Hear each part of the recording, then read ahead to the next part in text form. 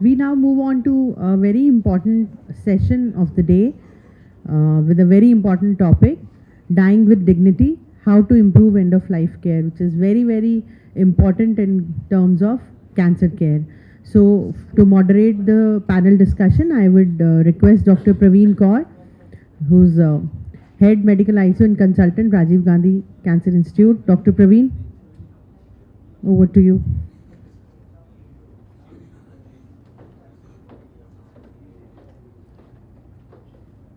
Thank you so much, Dr. Anuga. Now, I would like to call our first panelist for this discussion, Dr. Rajesh Pandey. He is Principal Director and Head, BLK Max Center for Critical Care, and he was past General Secretary ISCCM, and he has so many publications. So if I start speaking about that, it will take another lecture for that. And I'm really thankful to sir because there was some change in the schedule, but he agreed to do that. Thank you so much, sir. So our next panelist is Dr. Girish Tyagi. He is Secretary cum Registrar, Delhi Medical Council, and he was President-elect DMA 2018-19, and he was past President Indian Medical Association, Delhi North Zone, and past Secretary, Delhi Medical Association. I welcome Dr. Girish Tyagi, sir. And he was awarded Lifetime Achievement Award by DMC and recipient of Global Outreach Healthcare Award 2020.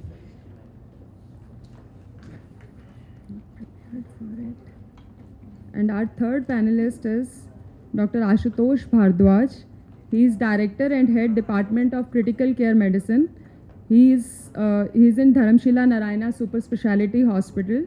He is Fellow Indian College of Critical Care Medicine. He has received Presidential Citation Award 23. He was Secretary ISCCM Delhi Noida 22 to 24, and his special area of interest is sepsis, end of life care, mechanical ventilation. I welcome Dr. Ashutosh Bhardwaj, please.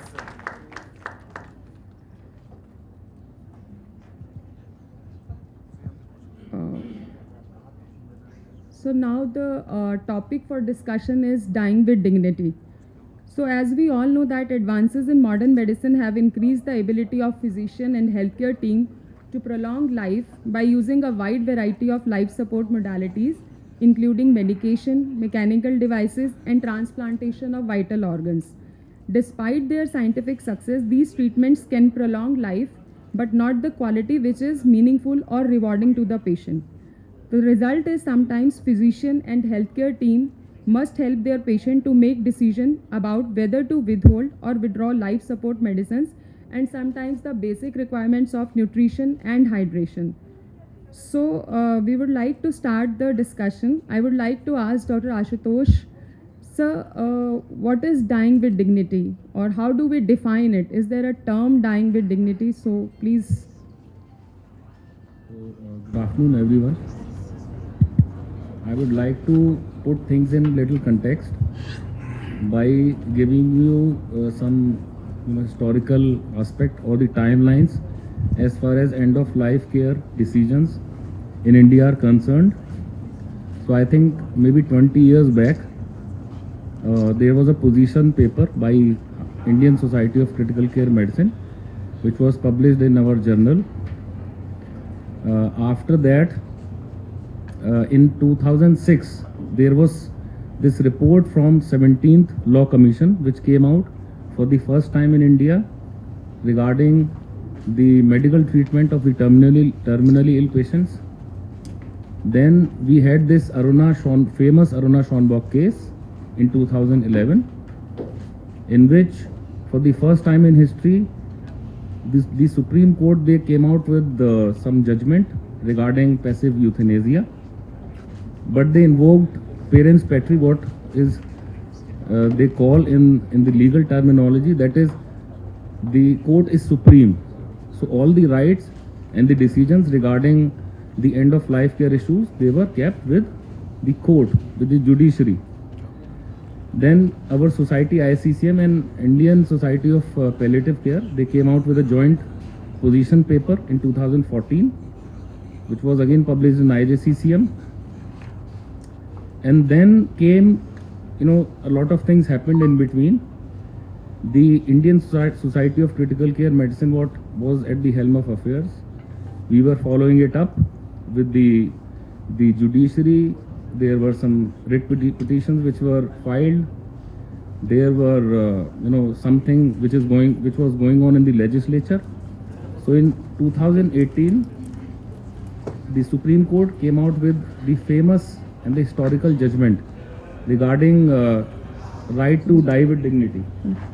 So this was in, there was a NGO, Common Cause versus Union of India judgment, in which they upheld the right to die with dignity as an important aspect under Article 21, the article which defines the fundamental rights.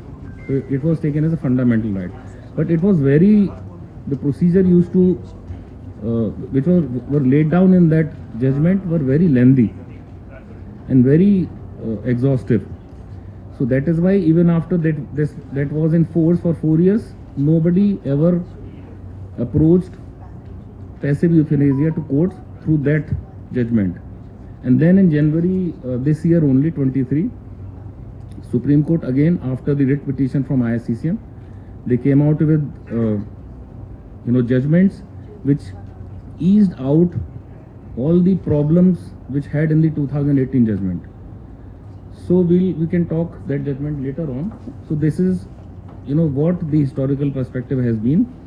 Now, as I told you, that dying with dignity has been recognized by the Supreme Court as one of the fundamental rights.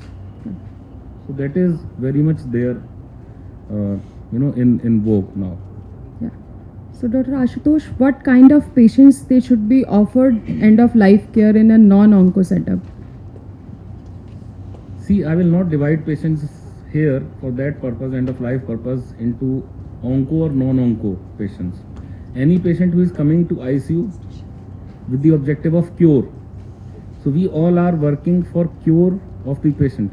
But at the same time, the time when cure starts, the palliation starts. So they both go hand in hand.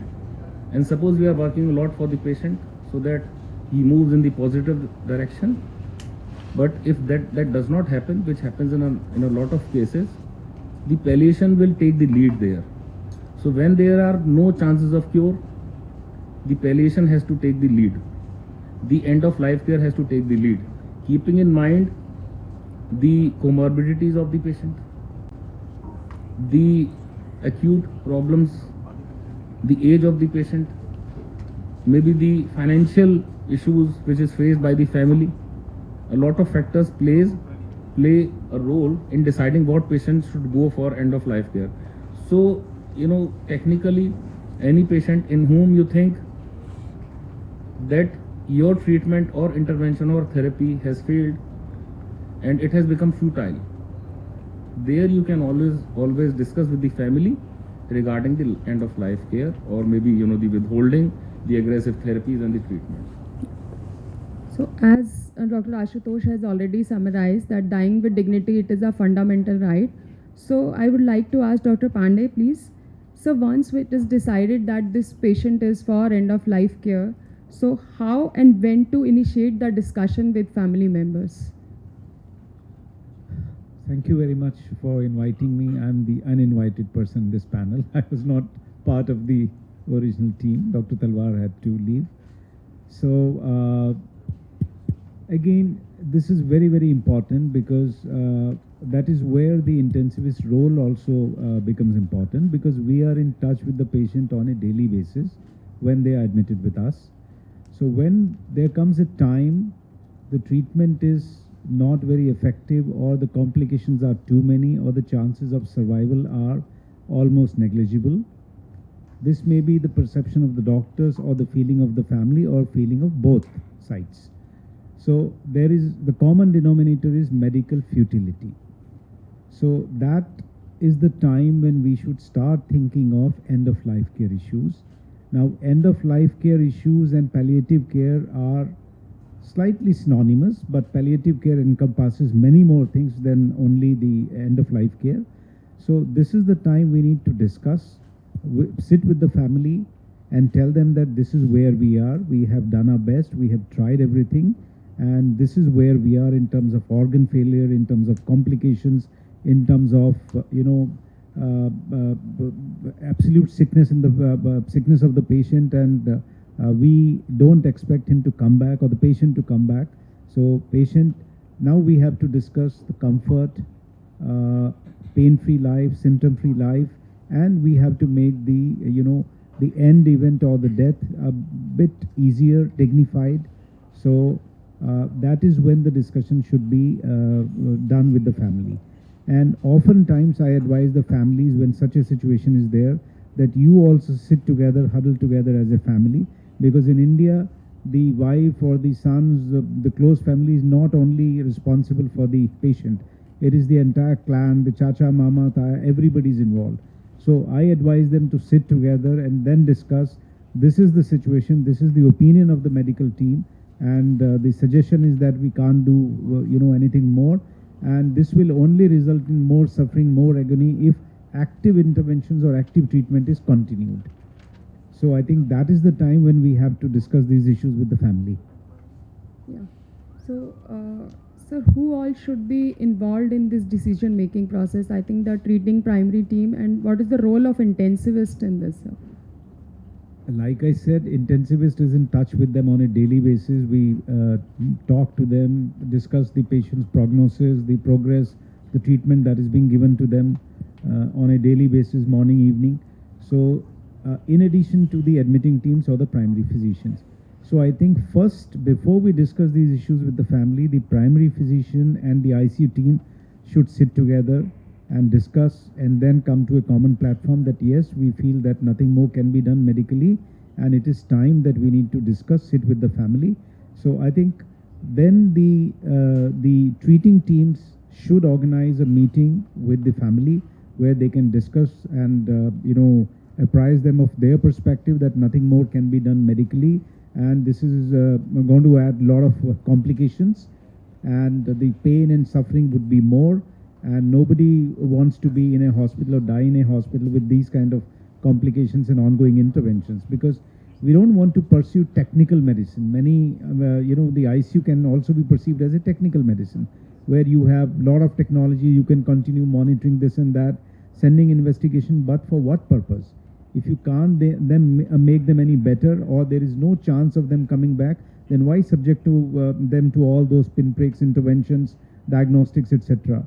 So I think it has to be decided between the medical teams first, treating teams, and then they discuss with the family. Yeah.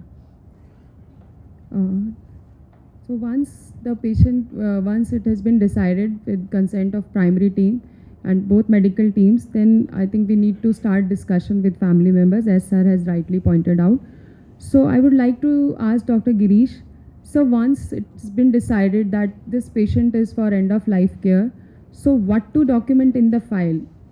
Is it to be documented in the file? And who all should sign this document? Yeah.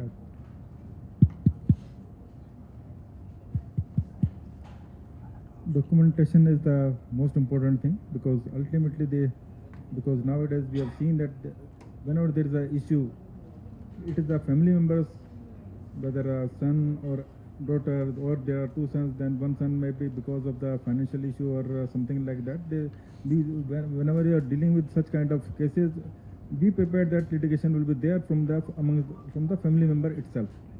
So documentation is very, very important. First of all, because these dignity of life is as per the Supreme Court order. So whatever the Supreme Court defines, it has to be, because ultimately the Supreme Court, because of that law is there, we should follow in letter and spirit. Not that we as a, just for sake of providing a humanity or sympathetic to that family, and we are going on our own. It should not be there. As our Dr. Pandey told, that family should be involved if there is a living will or the advance directive from that patient or was there previously, and of course the documentation part, it should be provided in the file. Whatever you are telling whatever if there is whatever their communication we are having in the counseling, during counseling, the brief of that should be documented in the file, because unless until you are doing the videography of that during that counseling process, that means you have proof that. But if you are not doing the videography of during the counseling session, that it has to be documented. That is from the patient, relative, then whosoever is there from the family should sign. Try to take the sign as much as you can in the file itself, because if the signature of one family member is there, and the family member after a few days or few months, that family member may tell that he was asked to sign, pressurized to sign on that part, on that something like that, or another family member make a complaint for that matter. So documentation is very, very important, and in these particular cases. So, sir, Can I add one line yeah, here? please do that. Dr. Girish Tyagi sir, is a very respectable personality as far as medical legal issues, because he's heading DMC. I remember one of his teaching by my heart, which he has told me. I have attended quite a few sessions. Documentation of communication and communication of documentation is what matters. So this line I like a lot. Yeah, definitely, because And I follow it in letter. yeah, first of all, in the present era, we have to save ourselves. We have to save. Leave aside कि patient आपका दोस्त है, आपके भाभी का रिश्तेदार है, brother है, किसी का. Leave aside that. We have seen complaints are being filed against the husband, against brother-in-law. They are providing literature because they know each and every part of that treating doctor. They provide us the literature that this is the document, because that you can take action. I think Dr. Tyagi has made a very, very important point. The documentation and going as per the directives of the Supreme Court judgment is very, very important. We may feel very strongly about it, that we are not able to withstand the suffering of the patient.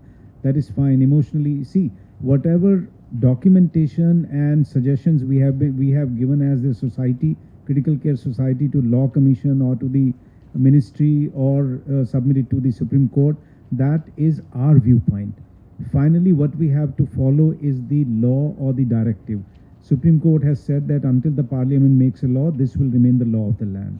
So there is no way we can violate. If at all our actions are to be judged, they will be judged as per the law or the last judgment of the Supreme Court in this regard. So it's very, very important. See, this may be, this kind of situation or opportunity may be coming to us on a daily or alternate day basis. So we are acclimatized to it.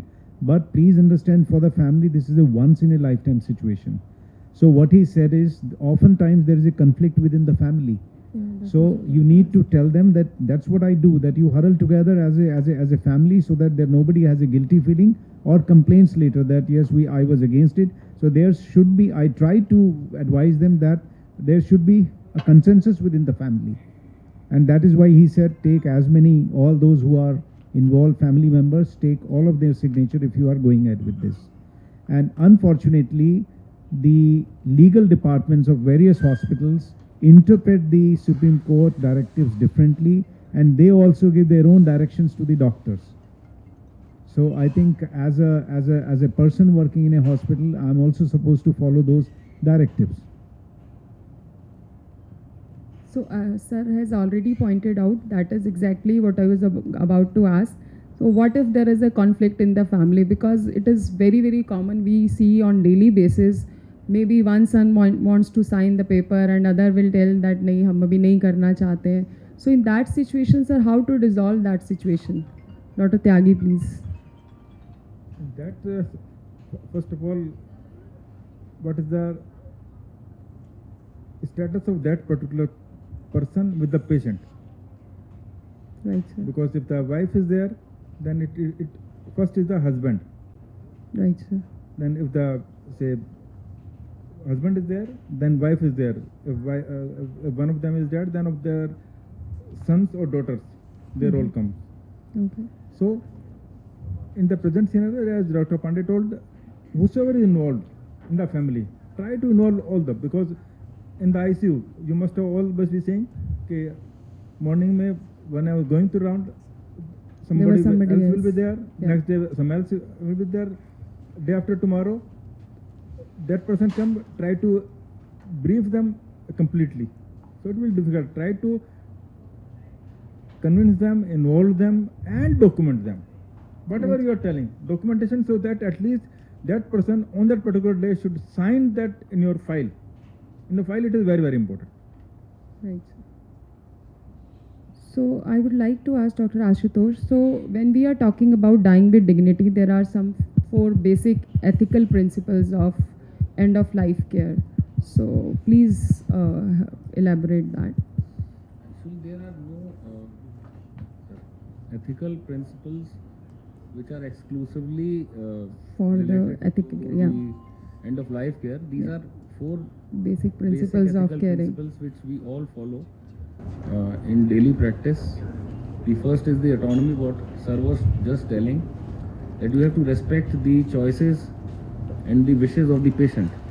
Now, once the patient is there in the ICU and he is not in his good mentation, good state of mind, the patient is on ventilator, maybe on sedatives or paralytic agents, that autonomy is transferred to next of kin. Now, how do we define next of kin is the legal issue which sir was explaining, that the spouse comes first, then maybe the parents or then the, adult son probably. kids or siblings, or then other relatives and the family and friends. So you have to respect the patient's autonomy. That is the first basic principle of practice, ethical practice. The second is the beneficence. Then in all possibilities, you have to act in the best interest of the patient. That is what beneficence, we can elaborate it further. The third one is the non-maleficence. That is, it is based on the doctrine that first of all, do not harm. Please do no harm to the patient. If you cannot benefit the patient through any of your intervention or therapy or drugs, please do not harm. And then again you can elaborate on that. What is harm? How do I define harm? How do I define the benefit? You have to weigh both the things, the risk and benefit for any procedure or therapy or intervention, and then you have to act in the best interest of the patient. The fourth one is the justice. So justice is basically the judicious use of the resources you have in your facility, so that you optimally utilize it and do not waste it. These are the basic things which we. I will just like to add one thing about the last point, distributive justice. Distributive justice, we don't do it in India. That is optimization of resource utilization. Look at what UK did in COVID.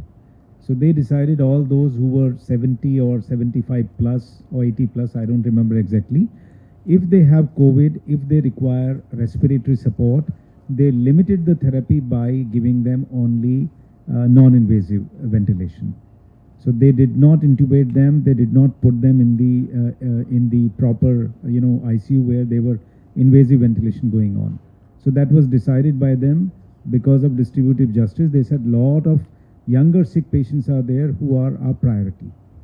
We don't do that in India, but that is one of the principles, that your resources are limited. So you have to do some sort of triage or rationing. That is what is distributive justice. So for example, that's what you do in disasters. You treat the most sick and have a plan where you are allocating your resources judiciously. So that's what it talks about. So a young man should not be denied when there is only one bed vacant and you have somebody who is 90 plus or 85 plus. So that's what distributive justice talks about.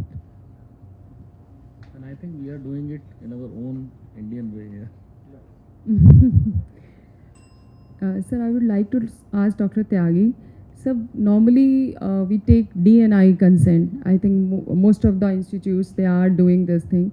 So what is the validity of this consent? and how does it help us in saving from litigations? Is it really valid?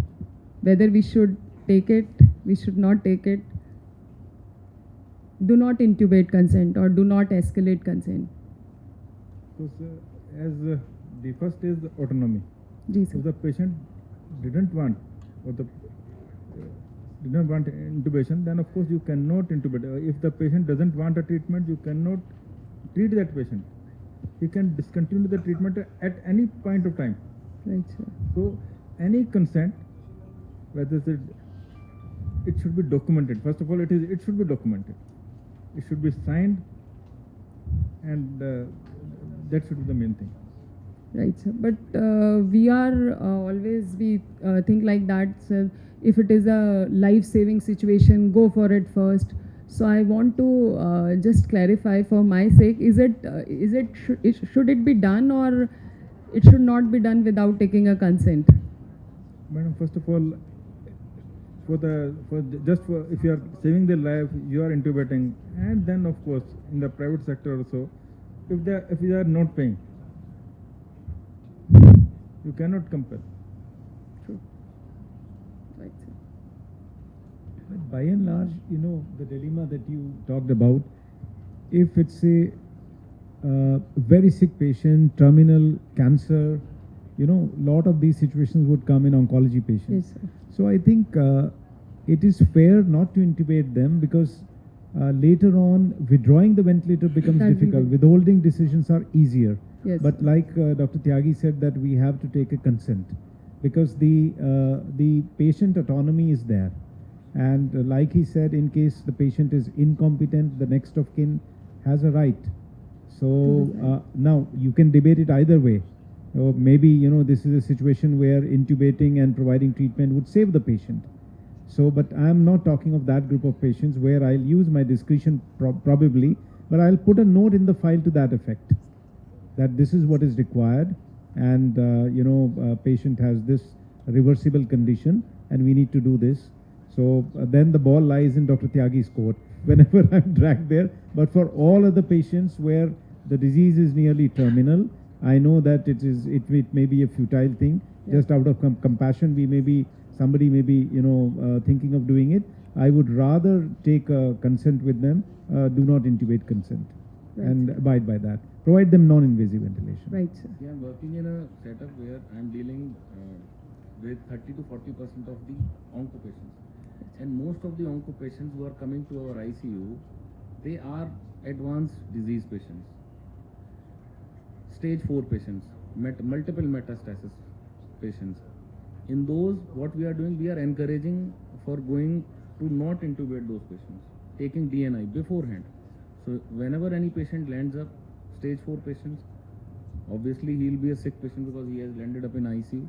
So what we as a team do, we encourage them to go for DNI. But again, we face a lot of challenges which are not medical. The panel patients where they will not ever agree for not do not intubating intubate the patient. consent. True. And the cash patient. Then you can't go against their wish. Yes, They're next I of know. kin. If they Yes, insist that you have to intubate, have to I go have for no that. other option. Yeah. You have to go for I can that. only advise them that intubation is not going to, Yes. solve the matter.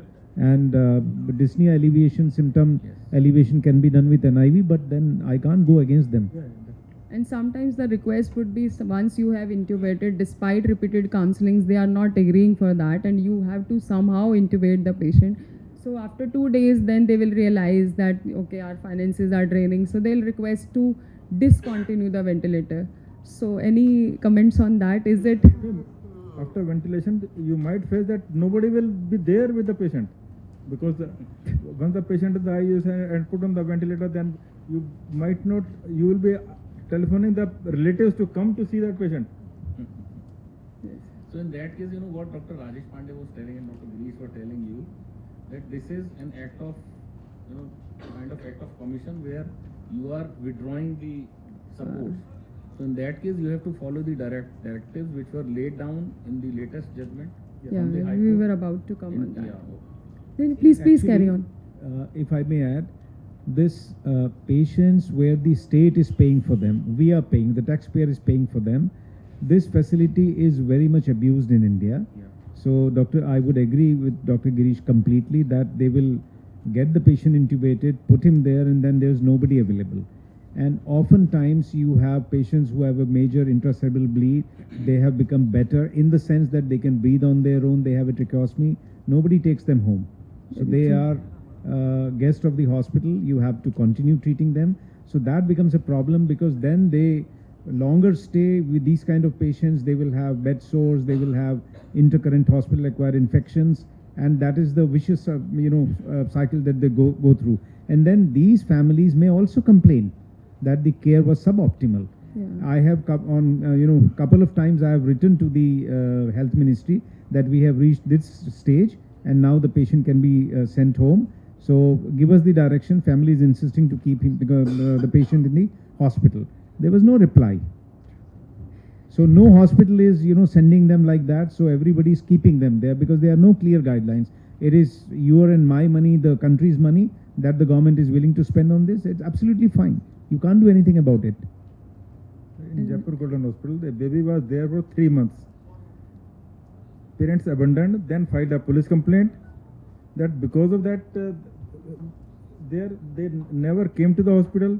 In the night, around 12 o'clock or so, her father, they came for a visit for them.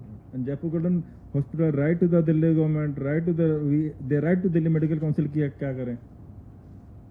But nobody has answered. And longer they stay in the hospital, the complaints they are increasing, because then they start finding faults in everything we are doing. No, a new phenomena has, I'm seeing for the last 10 years or so, that they would, out of a list of the bucket list of the treatment that is essential, they would choose 1 or 2, do this, rest of the things we don't want done. So again, you have to document that, ask them to sign it, that you only want, because later on they will say dialysis was required, doctors didn't do dialysis, whereas he was unwilling to have a dialysis cannula and go for dialysis. So I think that's where documentation becomes very important. So now we would like to ask Dr. Ashutosh. So there is the latest verdict of Supreme Court. So please tell us something about that. So this, I was going to this verdict. This came in the backdrop of 2018 Common Cause versus Union of India judgment, wherein Indian Society of Critical Care Medicine, they filed a writ petition to have clarity on the issue, because the procedures laid down were very extensive and non-doable and impractical. So this was a 5-judge bench, and they came out with a lot of things which eased a lot of issues and the problems regarding passive euthanasia. This was a decision regarding passive euthanasia. Previously, as per the 2018 judgment, we ought to have 2 committees for examining the patient. The first committee had to be made by the hospital with 4 doctors, at least 20 years of experience. Then the second review committee. Now this primary committee had to report to the district collector, and the district collector used to constitute a review committee where they used to have a very senior doctor from the district administration. From the government. From the government. Equal experience. Yeah, equal experience. And again, more than 20 years of experience. Then once that review committee was satisfied with the advice of the primary committee, they used to report to the judicial magistrate of the first class. The judicial magistrate used to visit the patient, and when he used to be satisfied, then was this passive euthanasia, the question was answered. Actually, the mode was that, like he said, first committee would be in-house committee, then the report would go to the city commissioner, collector, who would then form a Sarkari committee. They will come and see if they agree that yes, this needs to be done. The report goes back to the city collector or commissioner. Then he asked the first class judicial magistrate to go and verify the facts, and it was his task to carry this out. Now the latest judgment, it did away a lot of things. Like both the committees can be formed by the hospital itself, and the experience required was brought down to 5 years. This was one thing. Then there was this rider of 48 hours was put in this recent judgment. So within 48 hours, both the committees had to inform the magistrate or the district authorities regarding their decision. So there is no need now that the judicial magistrate has to visit the hospital for proclaiming that that advice. That is one thing. Also one very important thing, which is living will, the advance directive. Yeah. If I think that I should not be put on mechanical ventilator or these therapies like dialysis or whatever interventional therapies, I used to make a living will. Now that living will used to be made in the presence of two witnesses and it has to be signed by the judicial magistrate. Now it can be done, it can be notarized, or it can be signed, countersigned by any gazetted rank officer. So they have simplified a lot of procedures now. So I would like to ask Dr. Pandey, have you seen some living will, any patient you have encountered who has already done this? Because we have never seen any patient telling us that this is the advance directive or any living will they have made. Well, it's a new thing, and like Ashutosh said, because in the earlier judgment, they allowed it, but then they said the hospital, this needs to be registered, and then a soft copy has to be loaded onto the, SDM's office of his area of residence, and the hospitals were supposed to get it verified before implementing those, decisions. So that they have simplified, but I had one occasion where I and Prakash Shastri was here. Prakash, we were flying together. We were close to, I think, Vienna when an elderly sick gentleman collapsed, and we were called to help. And there, because he was in cardiac arrest, we did start CPR. Then towards the end, we realized when he did not return back, no ROSC was achieved. Then I found a locket there which was possibly put by his hospital, which said that do not resuscitate, I have a terminal cancer. That we didn't see. So that is the only time I have seen any kind of such directive, not in India, not so far. Right, sir. Sir, now, is there any question from the audience, please?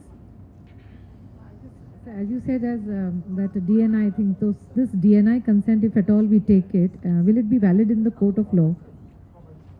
If it is signed by the doctor, by the patient's first relative or next of kin, and Maybe as well as witness. some other relative might say that, might challenge that consent of that one relative or something like What that. I do in my practice is that I identify next of kin in such scenario. I do the counseling under audio-visual recording, and then I get it signed by two people, DNI. So this is a printed free form of kind of a format for DNI which you have made? We have Okay. that Okay. form, refusal to treat. And along with if it is printed, along with that, try to make a statement in their own language, Yeah, that is what we whether are Hindi, following. Urdu, kuch bhi usme. DNR in they writing, I should- suppose we cannot take as of now also. And try, We can. We can. In writing As sir is format? telling, yeah. yeah. And DNR plus, also? try to take the next of kin. First of all, next of kin, if is live, try to make a signature of that person, because Okay. ultimately it is the responsibility of the next of kin. So we are saying here that Key highlighted is the language. language. So what we do, मुझे अपने मरीज को सांस नहीं sir, वो तो है ही sir. करवाना है। तो जितनी बार भी DMC MCI गए हैं तो हाथ में लिखे हुए नहीं बचाए। So we have also made this format here. So we have got a printed copy with us and we make them write. But most of the time they will think कि नहीं English में है आप लिखिए. फिर हमने then we have started doing it in Hindi. और कोशिश करें मैडम उसमें ना बीच में लिखवाते रहो उससे। एक बार तो लिखवा लिया अपना कंसेंट, आप प्रिंटेड है लिखवा लिया, उसका डे लिया, उसका डे आफ्टर सेकंड डे उसको try to So since because this is the right forum to guide us, so I understand DNR we can take in a written format, and we all are taking, I suppose, all the senior intensivists are here.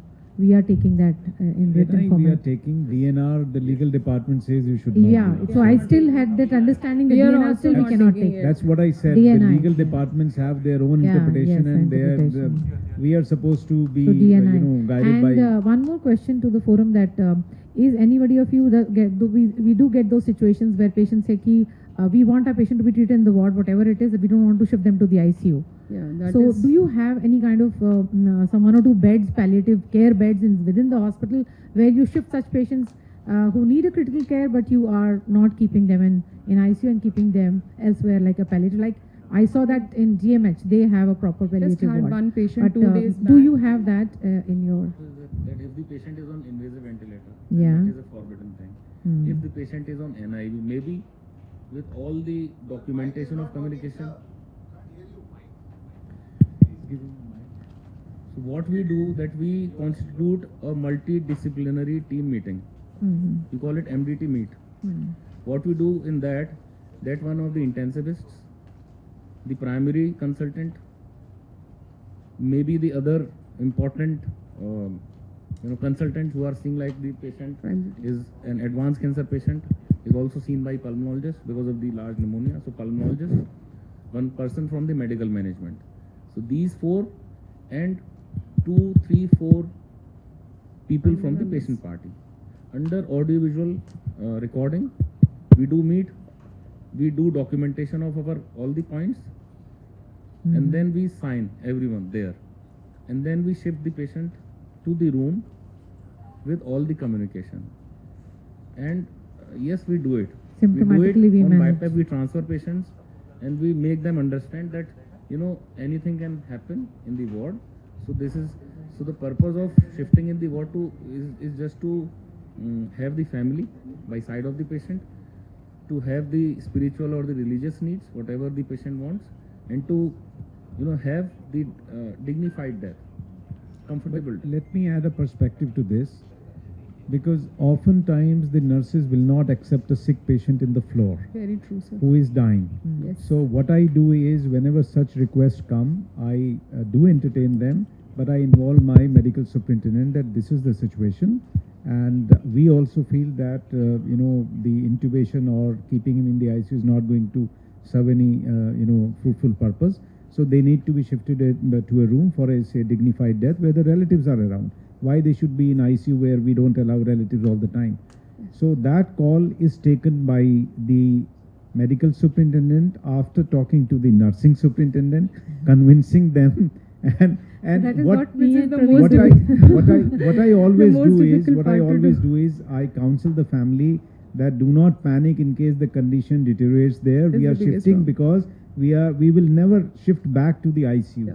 So we are shifting because she can die in front of the So that's a very common when the situation relatives here, are so coming. being an Yeah, that oncology needs to be setup. explained to them. That's being an oncology setup, and with the limited 11-bedded medical ICU, that's a very common situation which comes.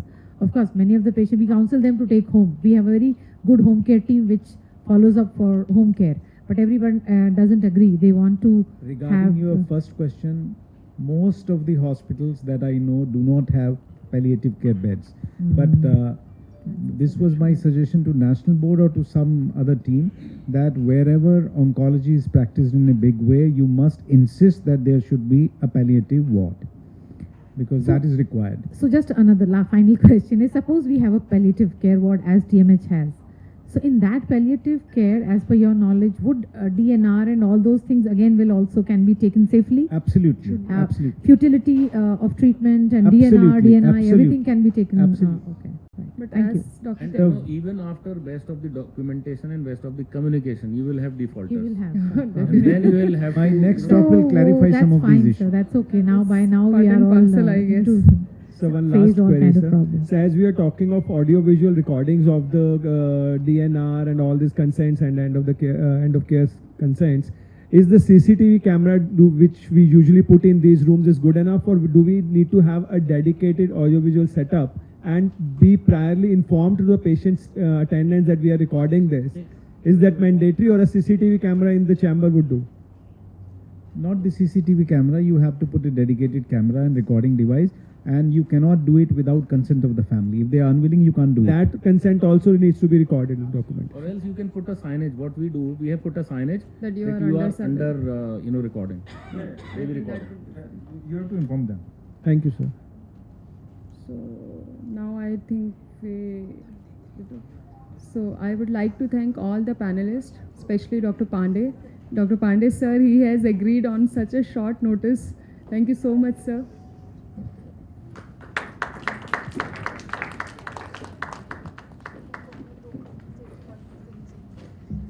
Thank you so much, sir. That was a very fruitful and important discussion. So I would now request Dr. Pinky Yadav Medical Superintendent and Director of Operations, to kindly felicitate our participants of the panel discussion.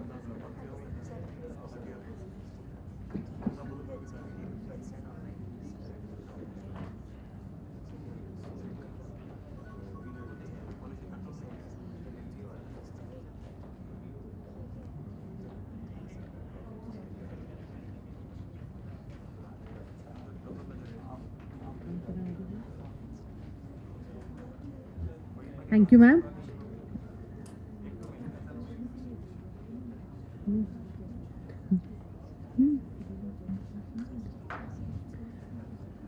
नहीं sir,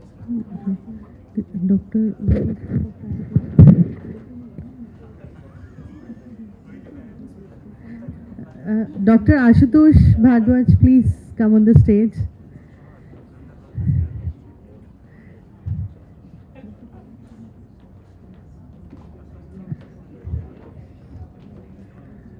Thank you, sir. Thank you, ma'am.